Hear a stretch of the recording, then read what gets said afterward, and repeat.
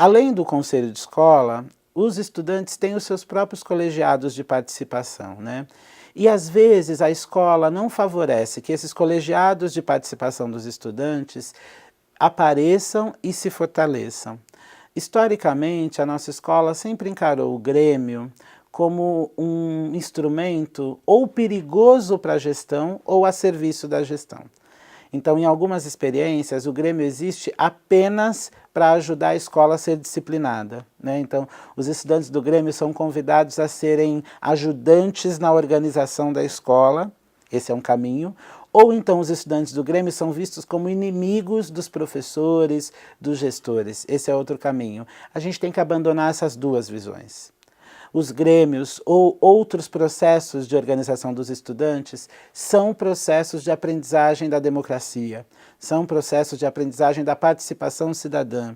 E é direito dos estudantes terem na escola tanto o incentivo para esses processos, quanto o suporte e apoio para que eles aconteçam de fato. Eu acho que a memória e a história do Grêmio Estudantil na escola brasileira, ela é conservadora. A gente construiu um discurso de que o Grêmio é um espaço progressista por natureza, mas quando a gente chega muito perto da escola, a gente vê que o jeito que o Grêmio aparece e se organiza é bastante conservador.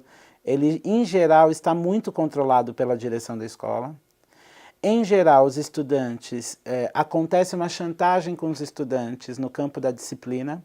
Então, estudantes indisciplinados são convidados a se retirar do Grêmio. Aliás, estudantes indisciplinados muitas vezes são impedidos de participar da eleição do Grêmio. O jeito que o Grêmio se coloca na estrutura escolar provoca na juventude uma desconfiança sobre se aquele é um espaço de fato legítimo de participação.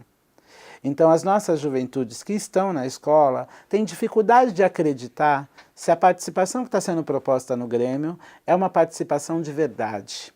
E elas têm razões muito objetivas para acreditar nisso.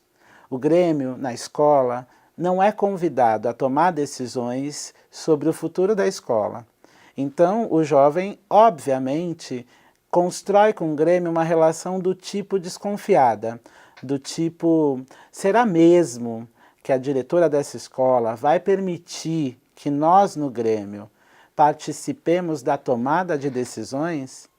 Será que não é só para fazer o campeonato de futebol da escola?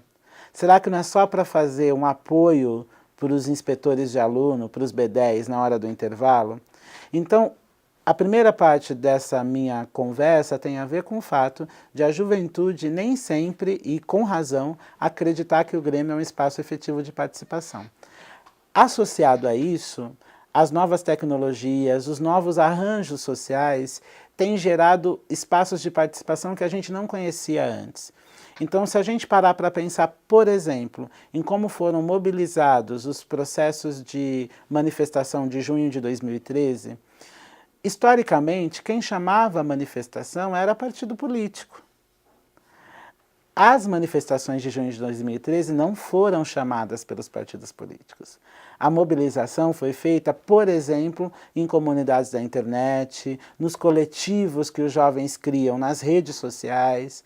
Então, há um movimento de organização da juventude que não é mais um movimento institucionalizado através do partido ou através do Grêmio escolar. Então, como é que a gente, como gestor escolar, lida com essa mudança no processo de mobilização e de participação juvenil? A gente precisa encontrar os caminhos que a própria juventude tem escolhido para se mobilizar. Então, nas grandes cidades do Brasil, é interessantíssimo quando a gente chega nas periferias e percebe como é que surge um baile funk. Um baile funk surge do diálogo e da mobilização dos próprios jovens, que conseguem parar a rua, comprar a bebida, arrumar o som, quase que sem a participação dos sujeitos fora da juventude, né? Então, como é que a gente pensa isso na escola? Eu estou dizendo, então, que a juventude tem um processo de auto-organização, de automobilização, que a escola precisa acolher e dialogar, né?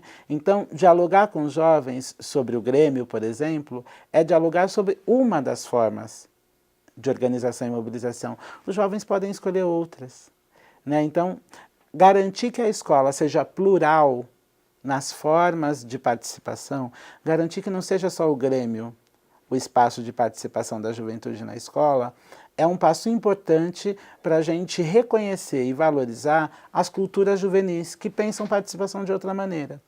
A gente, na escola, tem uma mania muito adultocêntrica, de achar que os nossos processos como adultos, de aprendizagem, de participação ou de funcionamento, são os mesmos processos de aprendizagem, participação e funcionamento das crianças e dos jovens. Não são. E a gente precisa ter aquilo que o Paulo Freire chamava de uma escuta de fato sensível, de um reconhecimento de fato do outro, para acolher as formas de participação do outro, as formas de aprendizagem do outro, as formas de ver, sentir, perceber o mundo do outro, né? Então, eu acredito que o Grêmio pode conviver com outras possibilidades de mobilização e articulação da juventude dentro da escola. Possibilidades essas, inclusive, que são próprias da juventude, que não é um adulto que chama, são os próprios jovens que mobilizam, né? Então, como é que a escola dialoga com esses processos? A escola dialoga com esses processos perguntando aos jovens como é que eles fazem o processo de mobilização, né? E garantindo a eles o suporte para esses processos de mobilização dentro da própria escola.